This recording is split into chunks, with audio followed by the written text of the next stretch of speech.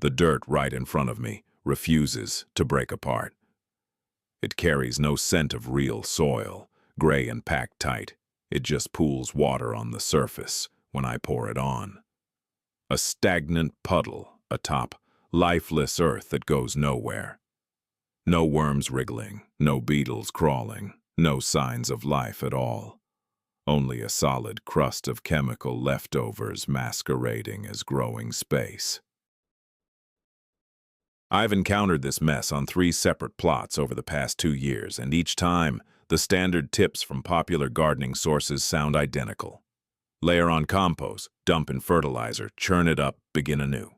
Yet every instance drains your cash, wastes months, and often fails outright. Imagine if I revealed that a countryside farmer in 1800s France fixed this very issue using mere branches. No processed timber, no commercial starters, just newly severed limbs from the trees bordering his field, hammered directly into the earth and abandoned there. Gradually, silently, the soil revived itself from deep within. No videos captured it, no online boosts spread it. The method spread person to person until agribusiness rendered it obsolete, then erased it completely. I unearthed this approach in an obscure farming record few know exists. I tried it on my own. 200-square-foot patch of hardened, nutrient-dead ground. After 30 days, underground shifts defied everything I'd studied. By day 60, the soil looked transformed. This isn't some quick hack. It's a revival method the industry keeps under wraps. Ages before lab-made fertilizers, growers grasped a key truth about timber and dirt that today's farming has labored to bury. In central France's woodlands, simple folk, using what's now termed bois rameau fragment or Ramil wood methods, noticed their best earth formed under rotting branches, not under rotted manure or plowed rows, but raw, decomposing, fungus-rich wood, touching raw minerals. They started doing it on purpose, jamming fresh boughs into worn-out beds and field edges, then stepping back. Changes weren't flashy at first, but after 2 months, the texture, aroma, moisture retention, and drainage under those sticks had shifted dramatically. Over in North America's northeast forests, some native groups employed the exact same strategy. Prior to sowing, they'd pound pointed fresh stakes into tight soil along plot borders. Late 1800s researchers documented it. As a ceremonial act, they missed the mark. It was soil rehab. Those stakes weren't props. They were living injectors, funneling fungal starters straight into deep layers beyond any top dress reach. Then, 1945 hit. Artificial nitrogen, killer pesticides, modern agribusiness rose on the idea that lab chems could swap out nature, sidelining anything unsellable. By the 1960s, college-edgy programs dropped wood soil tricks. The records I dug up hadn't been referenced since 1974. That silence isn't coincidence. What's hidden there is precisely what your barren dirt craves. Mainstream garden gurus skip this because owning it means confessing a live soil isn't dead dirt. It's a living entity. And life ignores chemical formulas on paper. It reacts to cues, organic cues. Fresh timber sunk into damp ground sends one of nature's strongest. Pounding raw, new-cut wood into the soil doesn't merely carve a path. It's dropping a feast, tailored for fungi honed over 400 million years to devour it. Lignin and cellulose, wood's tough framework, feed basidiomycete fungi, the kin behind surface mushrooms and underground mycelium. Thriving woods team with them. Chem-blasted gardens, they're ghosts. Pesticide remnants and fertilizer salts have sterilized the spot for spore growth. But add fresh lignin plus wetness, and even barren dirt's latent spores wake up. 2 to 3 weeks post-burial, high-fall threads sprout from the stake's surface in wet soil, those tiny strands weaving into full mycelium. Those filaments are incredibly slender, much finer than a human hair, yet they're fiercely aggressive on a chemical level. They release enzymes that dismantle the lignin within the wood, all while dissolving mineral elements in the nearby soil, turning bound-up phosphorus and calcium into plant root-friendly versions. No bag of fertilizer can match that. Fertilizer just sends a quick nutrient boost. Mycelium constructs lasting pathways, and those pathways don't quit at the stake's edge. They spread outward through the dirt, filament by filament, inch by inch, restoring the living web that years of chemical farming had unraveled. The stake isn't the fix, it's the call. Answering it is whatever's been lurking in your soil longer than you've been there. As the mycelium starts weaving along the stake's buried length, a subtle shift in soil chemistry kicks off a chain reaction that most gardeners miss entirely. They're fixated on the top soil while the real action unfolds 6 inches down. Mycelium doesn't merely decompose organics, it reshapes the surrounding conditions. Its filaments produce a glycoprotein known as glomalin, which creates what soil experts term aggregate stability. Soil grains binding into airy, crumbly clumps, rather than compressing into a dense, impermeable block. Worn-out soil lacks glomalin, so water sits on the surface, roots can't push through, and your plants stall right after planting. The architecture is missing, and without it, everything else fails. When glomalin builds up around the spreading mycelium from your stake, soil grains rearrange on a tiny scale. Pores form, water sinks downward instead of spreading out. Oxygen penetrates further, and that's when the next phase hits. As earthworms zero in on fungal highways, they feed heavily on mycelium and sense high-fall trails like a hunter follows a track. Lifeless dirt offers no trail.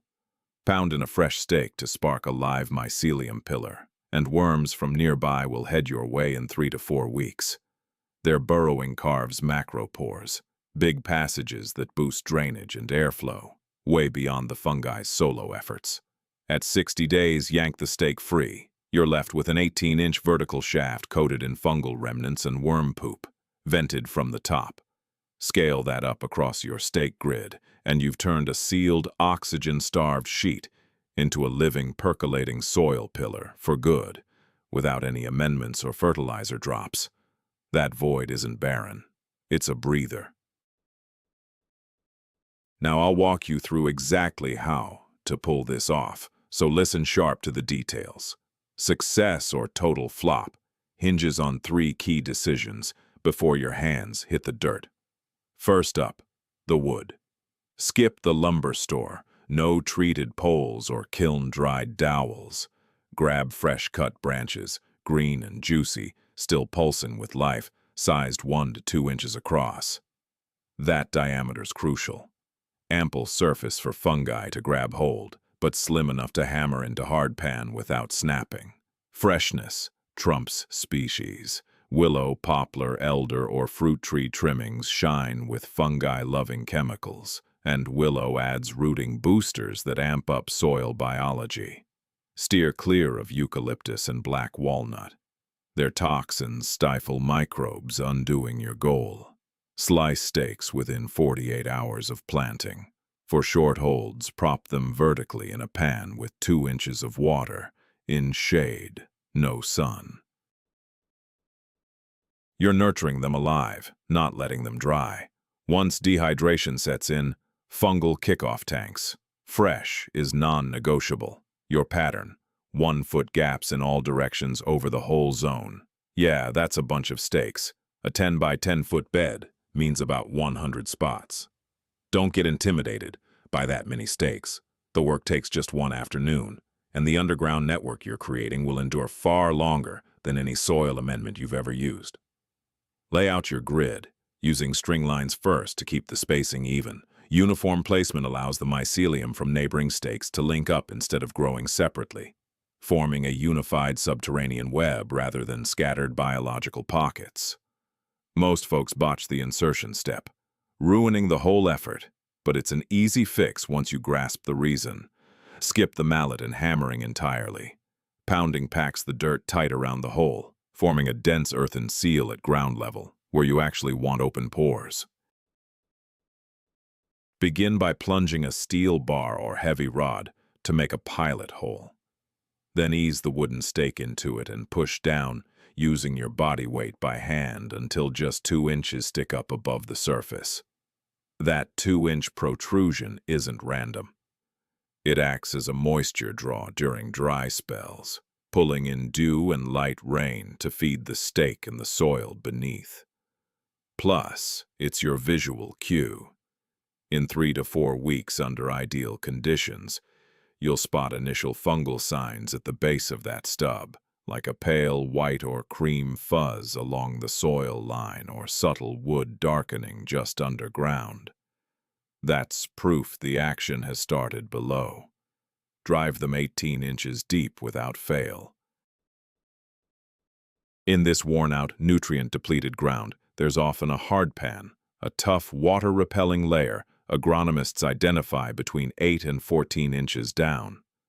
The stake must pierce through it into the subsoil where lingering moisture persists even in drought, fueling fungal growth in those vital early stages. Stopping at 6 or 8 inches means it hits the barrier and stalls. Mycelium roots in the topsoil but never reaches the lifeless layer below, leaving recovery superficial and partial. Inspect your stakes at 2 weeks and again at 4 weeks. Give each a light push. One with active fungal takeover will resist a bit, like an anchor gripping from underneath. That's the mycelium weaving into the nearby soil, the initial tangible evidence your barren land is reviving. At exactly 60 days, extract them. No sooner, no later. The network requires that full time frame to spread past the wood's close vicinity and integrate with the broader soil structure. Lingering beyond shifts fungi focus to rotting the stake itself instead of colonizing outward. Note the date of your first insertion and stick to 60 days religiously. Remove each with a gentle twisting lift. Rotate and draw up slowly. Never jerk upward. A sharp tug rips the hyphae clinging to the surface and caves in the hole's sides. Twisting detaches it smoothly, keeping the tube-like pore intact around it. Before discarding, examine the stake. The bottom 12 inches ought to display clear white or cream mycelium strands over the wood, either in thick patches or delicate networks. Spot that, and success is confirmed. Bare wood means moisture fell short during establishment. Retry with watering every 4 days at each stake's base. Right after removal, cover the whole area with 2 to 3 inches of wood chip mulch. No bark, no straw, strictly chips. Your subsurface mycelium thrives on lignin, and surfacing it with matching material supercharges the network's spread. Soak the mulch deeply once, then hands off. The setup is live. The underground shifts over the following 30 days decide if your soil thrives or declines, and that mulch locks in the win. This method isn't taught in any paid online gardening class or current ag extension program. This knowledge was hidden away in dusty archives, handed down quietly among farmers without any online megaphone, used by folks who grew their own food, without begging permission from an industry that cashes in every time you think your dirt can't recover without their pricey fixes. You didn't stumble on this video by chance. The algorithm doesn't push stuff like this. You landed here because deep down you sensed the real solutions were ancient and straightforward, not the flashy junk being hawked to you. So when I urge you to pass this along, it's not about boosting some channel. It's about you stepping up in your neighborhood, your family, your circle, to stop this wisdom from vanishing once more. Every share means one more person ditching unnecessary soil boosters, skipping the landscaper for issues a simple fresh-cut branch and 60 days of waiting can fix. That's no paid membership. It's defiance against a farming machine that's hooked you on dependency for decades. Tap subscribe if you're in for the next lost gem to emerge. The upcoming video reveals a water-holding trick that ancient Persian farmers mastered to thrive in barren desert sand. Something today's permaculture experts have chased for 40 years without nailing it perfectly. Trust me, you won't skip that. If this tale has shifted how you see that lifeless patch in your yard, hit subscribe and like. We're digging up the past they tried to erase. Together, we'll sow tomorrow's bounty. Another ancient secret drops soon.